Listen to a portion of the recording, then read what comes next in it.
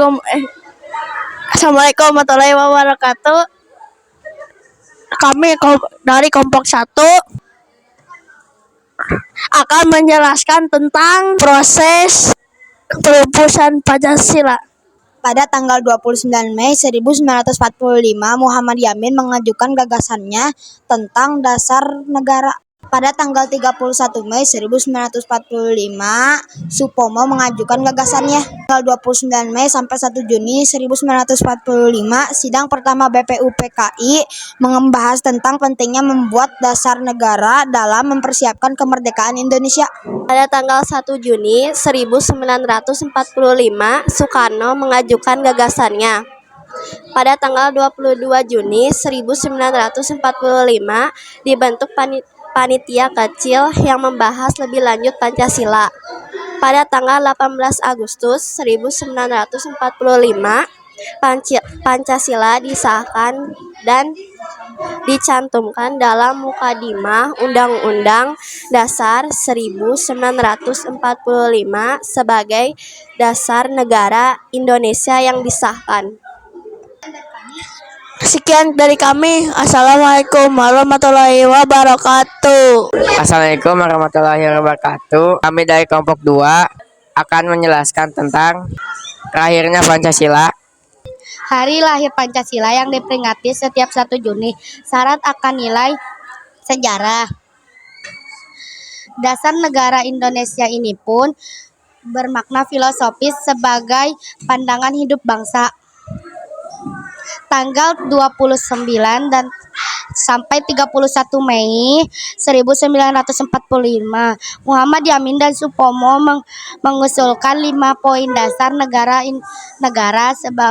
dalam sidang BPUPKI. Ir Soekarno menyampaikan pidato gagasan dasar negara Pancasila dalam sidang BPUPKI 22 Juni 1945.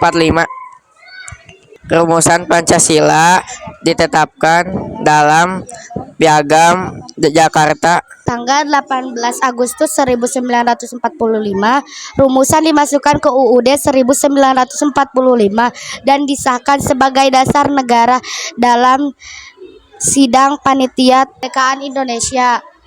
Sekian dari Warahmatullahi wabarakatuh.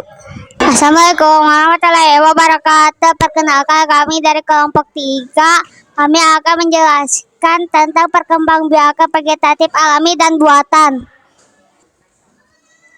Perkembangbiakan vegetatif alami diantaranya ada tunas, geragi, umbi, dan akar tinggal. Perkembangbiakan vegetatif buatan diantaranya ada mencangkok, setik, dan menyambung. Sekian dari kami. Wassalamualaikum warahmatullahi wabarakatuh. Assalamualaikum warahmatullahi wabarakatuh. Kami dari kelompok 4 akan mempresentasikan tentang 7 tokoh proklamasi dan perannya dalam kemerdekaan Indonesia. Soekarno, proklamator kemerdekaan Indonesia, memusimkan dan menyusun naskah proklamasi. Hatta menyusun naskah proklamasi bersama Soekarno dan Ahmad Subarjo. Melik, sekretaris pribadi Soekarno, pengetik teks proklamasi. Pak Fatmawati, istri dari Soekarno, penjahit bendera merah putih. Ahmad Subarjo perannya adalah menyusun naskah proklamasi. Soekarni perannya adalah menyaksikan penyusunan teks proklamasi. Latif Hendraningrat perannya adalah sebagai pengibar bendera. Sekian dari kami. Wassalamualaikum warahmatullahi wabarakatuh. Assalamualaikum warahmatullahi wabarakatuh. Perkenalkan, kami dari kelompok 5 akan menjelaskan tentang teks proklamasi Indonesia. Teks di samping merupakan teks proklamasi Indonesia yang ditulis oleh Presiden pertama Indonesia, yaitu Ir Soekarno, menggunakan bahasa Indonesia dengan ejaan lama. Berikut adalah teks proklamasi menggunakan ejaan yang sudah disempurnakan. Ada beberapa faktor menarik di balik penulisan teks proklamasi ini. 1. Teks proklamasi ditulis ditulis tangan oleh IR Soekarno bersama teks proklamasi versi KLAD.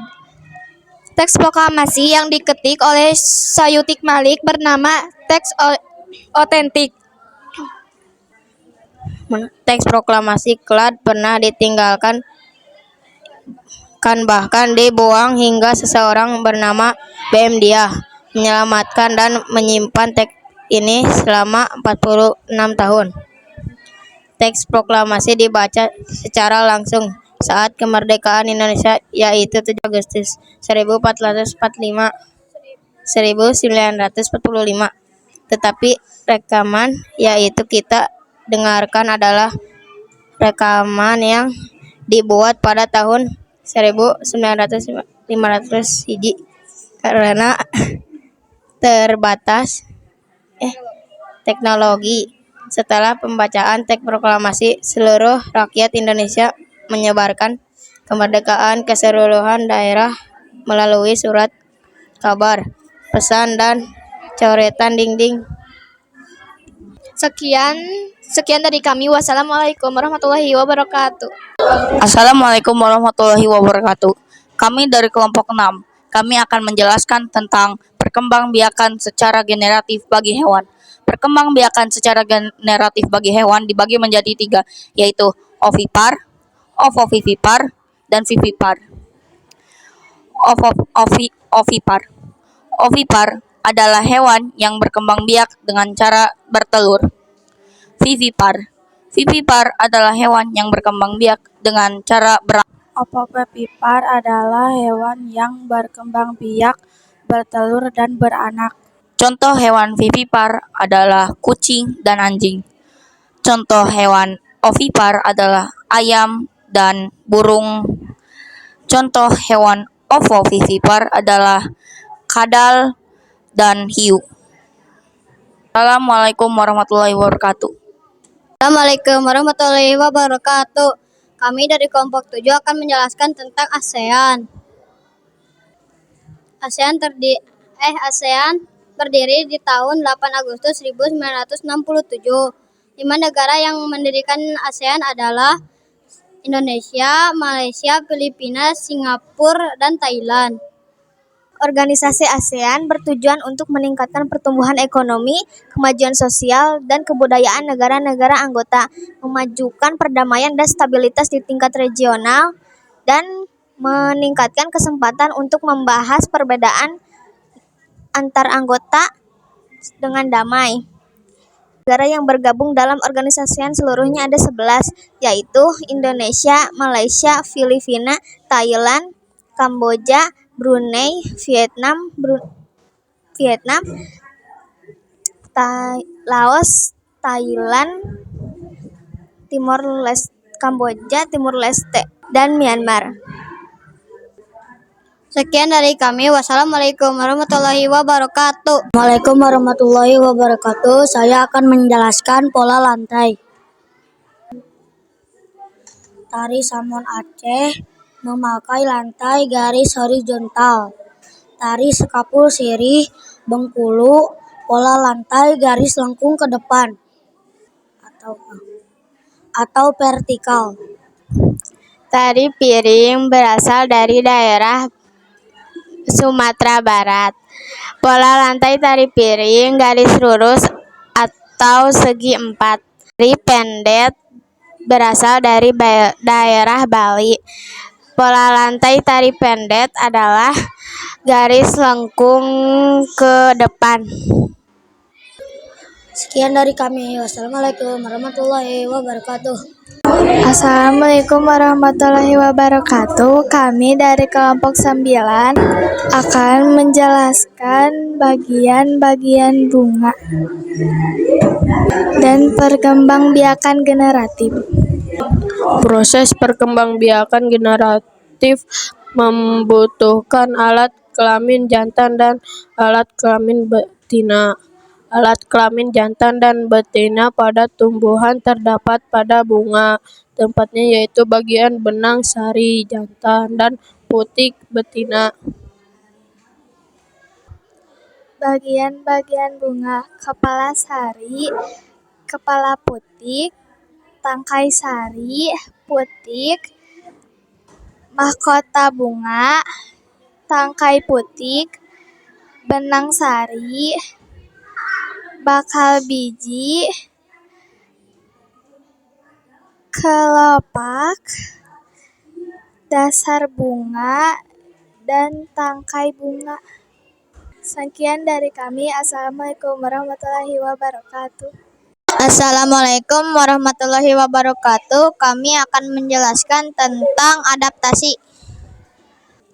1. Adaptasi memiliki paruh panjang untuk mencari makan. Memiliki kaki berselaput untuk berenang. Contohnya bebek. 2. Adaptasi autotomi adalah memutuskan ekornya. Contohnya cicak. 3. Adaptasi mimikri, mengubah warna kulit sesuai tempatnya. Contohnya bunglon.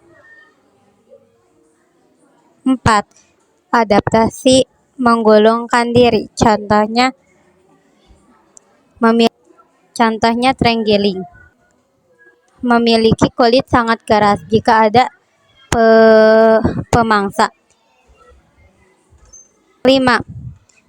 Adaptasi ekolokasi, memiliki kemampuan mendeteksi menggunakan pantulan bunyi. Contohnya kelelawar.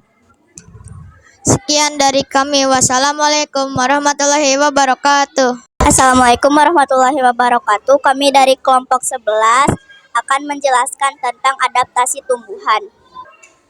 Penyesuaian diri tumbuhan terhadap kondisi lingkungan. 1. Serotip tumbuhan yang hidup di lingkungan kering atau sedikit air. Contohnya adalah kurma, lidah buaya, kaktus, cocor bebek. Ciri-cirinya adalah batang tebal, daun termodifikasi menjadi duri untuk mengurangi penguapan, batang berlapis lilin, akar yang panjang. 2. Hidrofit, tumbuhan yang hidup di lingkungan air. Contohnya adalah teratai. Ciri-cirinya daun lebar dan daun berlapis lilin. Encing gondok. Encing gondok ciri-cirinya adalah tangkai daun berongga dan akar lebat. 3. Hidrofit, tumbuhan yang hidup di lingkungan lembab. Contohnya adalah begonia dan paku. Ciri-cirinya adalah memiliki stomata air. 4. Halofit, tumbuhan yang hidup di lingkungan dengan kadar garam tinggi seperti laut, pantai, dan muara sungai. Contohnya adalah bakau. Ciri-cirinya akar napas, akar kuat, daun kaku. Tumbuhan yang tumbuh di lingkungan miskin nitrogen yaitu kantong semar, Venus flytrap, kincir air. Sekian dari kami. Assalamualaikum warahmatullahi wabarakatuh.